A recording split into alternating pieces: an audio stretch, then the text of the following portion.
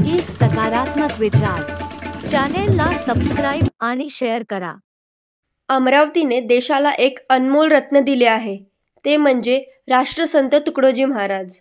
11 ऑक्टोबरला राष्ट्रसंत तुकडोजी महाराज यांची 57वी पुण्यतिथीला लाखो भक्तांची गर्दी मोझरी येथे उमडली होती। केवळ देशातूनच नाही तर परदेशातून त्यांच्या समाधीचे दर्शन घ्यायला लोक आले होते। मोझरी गुरुकुंज आश्रम येथे भक्तिमय वातावरणासोबत सकाळपासून कीर्तन सुरू असून बरोबर 4:58 महाराजांना लाखो भक्तांनी मौन श्रद्धांजली वाहिली।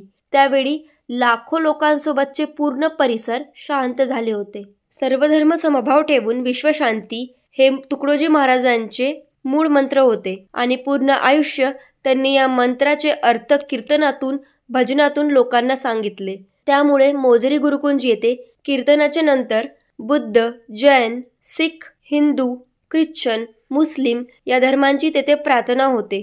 त्यानंतर महाराजांची आरती केली जाते आणि मग महाराजांची प्रार्थना म्हटली जाते। त्यानंतर महाराजांना मौन श्रद्धांजली वाहिली जाते। त्यानंतर परिसरात उपस्थित लाखो भक्तांकडून सामूहिक शपथ घेतली जाते।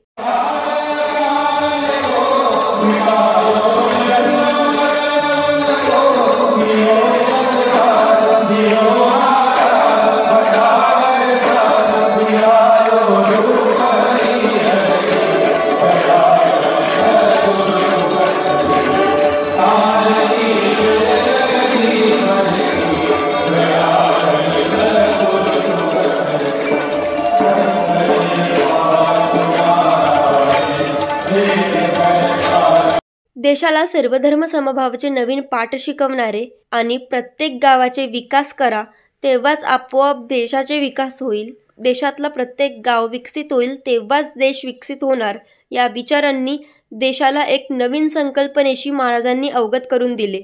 जगद्गुरू राष्ट्रसंत तुकडोजी महाराज यांनी ग्रामगीता लिहून जगाला एकतेची, समाजकार्याची आणि विकासाची परिभाषा सांगितली। राष्ट्रसंत तुकडोजी महाराजांचे मूळ नाव माणिक बंडोजी इंगळे असे आहे। तुकडोजी महाराज यांचे गुरु श्री क्षेत्रफळ वरखेडचे आळकुजी महाराज होते आणि त्यांनीच तुकडोजी महाराजांचे नाव माणिक बदलून तुकडोजी केले होते। महाराज 4थी पर्यंत शिकले आहेत। ते कधीही शाळेत जायचे नाही, परंतु एवढी तेजवान बुद्धी होती की परीक्षेत नेहमी उत्तीर्ण व्हायचे। तरीही महाराजांनी असंख्य अभंग, कीर्तन आणि ग्रामगीता लिहिली आहे। महाराजांचे अभंगाचे आणि कीर्तनाचे कौतुक पूर्ण देशात असून जगात देखील होते। त्यांचे अभंग प्रेरणास्रोत असायचे।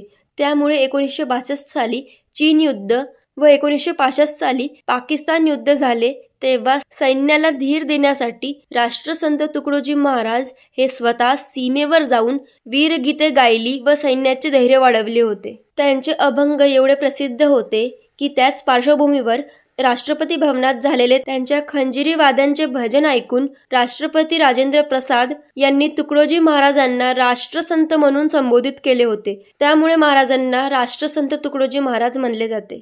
तुकडोजी महाराजांचे ज्ञान, मानवता आणि विश्वशांतीवर प्रबोधन हे केवळ भारतातच नव्हे तर जपानमध्ये देखील लोकांना प्रोत्साहित करायचे। त्यामुळे 1955 साली जपानमध्ये झालेल्या जागतिक धर्म आणि जागतिक शांती परिषदेला तुकडोजी महाराज उपस्थित होते। त्यावेळी महाराजांनी जपानमध्ये आपले पारंपरिक वाद्य खंजिरी वाजवून अभंग गायले होते आणि परत 1957 मध्ये तुकडोजी महाराज दुसऱ्या जागतिक धर्म परिषदेचे अध्यक्षपद भूषवण्यासाठी जपानला गेले होते। त्यामुळे जपानमध्ये त्यांचे जीवन आणि शिकवण अजूनही स्मरणात असून टोकियोमध्ये त्यांचे स्मारक स्थापना करण्यासाठी प्रयत्न केले जात आहे। राष्ट्रसंत तुकडोजी महाराज यांच्यामुळे मानवतेची लहर पूर्ण देशात पसरली होती। त्यामुळे विश्व हिंदू परिषदचे सहसंस्थापक तुकडोजी महाराज यांनी 1966 साली प्रयागराज येथे भरविण्यात आलेल्या विश्व हिंदू संमेलनाच्या अध्यक्षस्थानी असून ते संमेलन गाजवले होते।